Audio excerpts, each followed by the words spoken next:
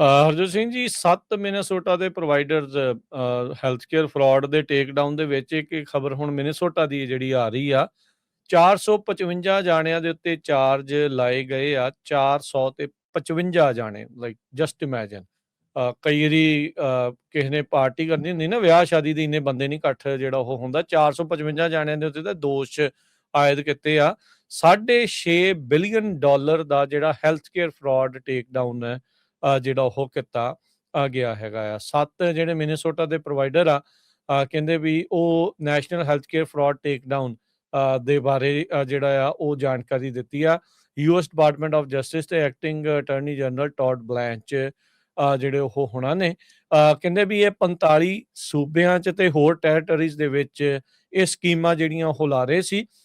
Health care fraud ਕਥਿਤ ਤੌਰ ਦੇ ਉੱਤੇ ਤੇ ਓਪੀਆਈਡ ਅਬਿਊਜ਼ ਦੀਆਂ ਜਿਹੜੀਆਂ ਸਕੀਮਾਂ ਆ ਉਹ ਇਹਨਾਂ ਦੇ ਉੱਤੇ ਜਿਹੜੀਆਂ ਚਾਰਜਿਸ ਇਸ ਦੇ ਤਹਿਤ ਲਾਏ ਗਏ ਹੈਗੇ ਆ। ਕਹਿੰਦੇ ਵੀ ਫਾਲਸ ਕਲੇਮ $6.5 ਬਿਲੀਅਨ ਦੀ ਲਾਗਤ ਦੇ ਉਹਨਾਂ ਨੇ ਜਿਹੜੇ ਉਹ ਕੀਤੇ ਹੈਗੇ ਆ। ਸੋ ਮਿਨੀਸੋਟਾ ਦੇ ਜਿਹੜੇ ਅਟਾਰਨੀ ਜਨਰਲ ਆ, ਉਹਨਾਂ ਦੇ ਆਫਿਸ ਨੇ ਕਨਫਰਮ ਕੀਤਾ ਵੀ 7 ਜਾਣੇ ਉਹਨਾਂ ਨੇ ਉੱਥੋਂ ਜਿਹੜੇ ਉਹ ਅਕਿਊਜ਼ ਆ ਉਹਨਾਂ ਨੂੰ ਚਾਰਜਿਸ ਜਿਹੜੇ ਉਹ ਲਾਏ ਆ।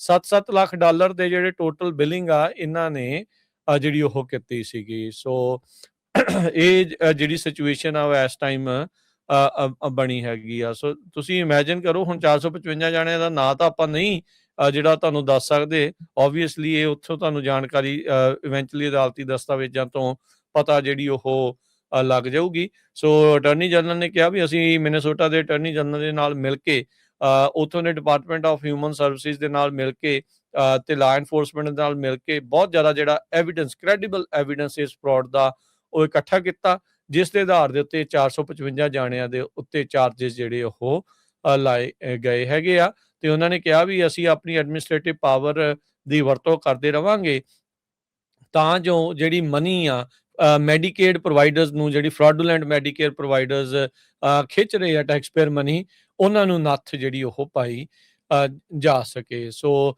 CBS ਨੇ ਵੀ ਕੁਝ ਮਹੀਨੇ ਪਹਿਲਾਂ ਇੱਥੇ LA ਸਾਈਡ ਦੇ ਵਿੱਚ ਜਿਹੜੀ ਓਲਡਰ ਕੇਅਰ ਦੀ ਤੇ ਇਸੇ ਤਰੀਕੇ ਦੀ ਜਿਹੜੀ ਉਹ ਕੀਤੀ ਹੋਈ ਸੀਗੀ ਵੀ ਉਹਨੇ ਕਿਸ ਤਰੀਕੇ ਦੇ ਨਾਲ ਧਾਂਦਲੀਆਂ ਜਿਹੜੀਆਂ ਉਹ ਕੀਤੀਆਂ ਸੀਗੀਆਂ ਤੇ ਉਹਨਾਂ ਨੂੰ ਜਿਹੜਾ ਉਹ ਫੜਿਆ ਸੀਗਾ। ਥੋੜੇ ਦਿਨ ਪਹਿਲਾਂ ਇੱਕ ਪਾਕਿਸਤਾਨੀ ਮੂਲ ਦਾ ਜਿਹੜਾ ਬੰਦਾ ਆ ਉਹਨੂੰ ਅੰਦਰ ਜਿਹੜਾ ਉਹ ਕੀਤਾ ਸੀਗਾ। ਉਹਦੇ ਉੱਤੇ ਵੀ millions and billions of dollar ਦੇ ਜਿਹੜੇ ਮੈਡੀਕੇਅਰ ਪਲਾਨ ਦੇ ਜਿਹੜੇ ਫਰਾਡੂਲੈਂਟ ਬਿਲਿੰਗ ਕਰਨ ਦੇ ਜਿਹੜੇ ਚਾਰਜਿਸ ਆ ਉਹ ਲਾਏ ਸੀਗੇ। ਇਹ ਸਦਰਨ ਕੈਲੀਫੋਰਨੀਆ ਦਾ ਰਹਿਣ ਵਾਲਾ ਸੀਗਾ। ਓਰੇਗਨ ਕਲੀਨਿਕਲ ਲੈਬੋਰਟਰੀ ਕਲੈਮਥ ਫਾਲਸ ਦੇ ਵਿੱਚ ਦਾ ਇਹ ਓਨਰ ਹੈਗਾ ਆ ਜਹਾਂਗੀਰ ਅਲੀ, 34 ਸਾਲ, ਪਾਕਿਸਤਾਨ ਦਾ ਜਿਹੜਾ ਸਿਟੀਜ਼ਨ ਆ ਤੇ ਇਸ ਨੂੰ ਜਿਹੜਾ ਉਹ ਪੇਸ਼ ਕੀਤਾ ਗਿਆ ਸੀਗਾ ਅਦਾਲਤ ਦੇ ਵਿੱਚ। ਫਰਾਡੂਲੈਂਟ ਬਿੱਲ ਜਿਹੜੇ ਮੈਡੀਕੇਅਰ ਪਲਾਨ ਦੇ ਲੋਕਾਂ ਦੇ ਆ ਉਹ ਮੈਡੀਕੇਅਰ ਸਿਸਟਮ ਦੇ ਵਿੱਚ ਪਾਉਂਦਾ ਰਿਹਾ ਤੇ ਕਹਿੰਦੇ ਵੀ ਐਜ਼ ਅ ਰਿਜ਼ਲਟ ਫਰਾਡ ਦੇ ਮੈਡੀਕੇਅਰ ਐਡਵਾਂਟੇਜ ਪਲਾਨਸ ਨੇ ਇਹਨੂੰ $28 ਮਿਲੀਅਨ ਜਿਹੜੇ ਫਰਾਡੂਲੈਂਟ ਕਲੇਮਸ ਦੇ ਜਿਹੜੇ ਉਹ ਦਿੱਤੇ ਆ। LA ਏਅਰਪੋਰਟ ਤੋਂ ਜਿਹੜਾ ਆ ਇਹ ਭੱਜ ਰਿਹਾ ਸੀਗਾ ਪਾਕਿਸਤਾਨ ਨੂੰ। ਟਰਕੀ ਨੂੰ ਇਹਦੀ ਫਲਾਈਟ ਸੀ, ਉੱਥੋਂ ਅੱਗੇ ਇਹਨੇ ਪਾਕਿਸਤਾਨ ਨੂੰ ਜਿਹੜਾ ਉਹ ਜਾਣਾ ਸੀਗਾ। ਇਹ 26 ਫਰਵਰੀ ਦੀ ਗੱਲ ਆ। ਰਾਹ 'ਚ ਹੀ ਇਹਨਾਂ ਨੇ ਪਹਿਲਾਂ ਹੀ ਜਿਹੜਾ ਉਹ ਦਬੋਚ ਲਿਆ LA ਦੇ ਇੰਟਰਨੈਸ਼ਨਲ ਏਅਰਪੋਰਟ ਤੋਂ ਤੇ ਇਸ ਟਾਈਮ ਹੁਣ ਜੇਲ੍ਹ ਦੀ ਹਵਾ ਜਿਹੜੀ ਉਹ ਖਾ ਰਿਹਾ ਆ।